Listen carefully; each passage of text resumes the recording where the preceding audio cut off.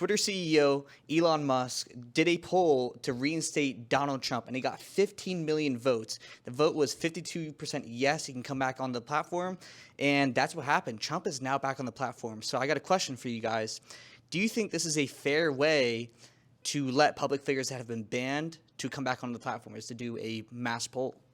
I like the concept of doing the mass poll. However, I do think that regardless, I don't know if that should be the end all be all, because, for example, there may be someone who's maybe in the majority of like unpopular or like unfavored, but there may still be a reason why like he should still be able to create content. So, just because someone may be unlikable, I still don't know if that's necessarily like the best way to go, because that was close. So like if it was like 49-51 and Trump lost and they didn't put him back on Twitter, then I'd kind of be like, I mean, come on, like he was the president at one point. Yeah, it's definitely weird. It's like we are, the home of America, land of the free, say whatever you want, the land of free speech. Yeah. But here we are banning, our own political figures and people that do have some of the biggest voices, whether they're popular or not. I don't think people should get censored, especially over a platform like Twitter.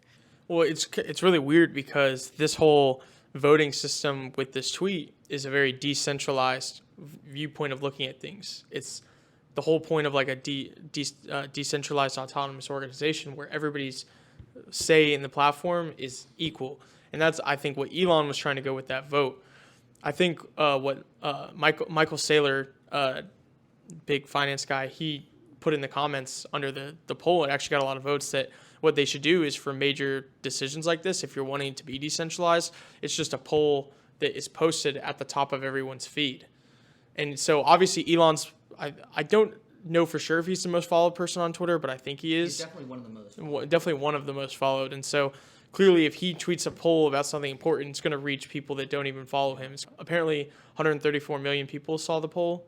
Okay, yeah. It could be more. 15 million votes, that's probably got to be one of the most engaging Twitter polls of all time. I think that would be a really neat feature to Twitter, is if they literally just had a whole subsection of just polls. Yeah. And maybe you could divide it by country, and all these different outlets, where I just think it'd be really neat. Well, the interesting part is you can mark if this was like you could mark on there, this is a platform decision. So it's not just a poll about anything random. It's like literally this is going to impact how the Twitter platform moves. The only confusing part is this is a decentralized move, but Twitter still has aspects that are very centralized. And we're moving away from that with the new leadership in charge.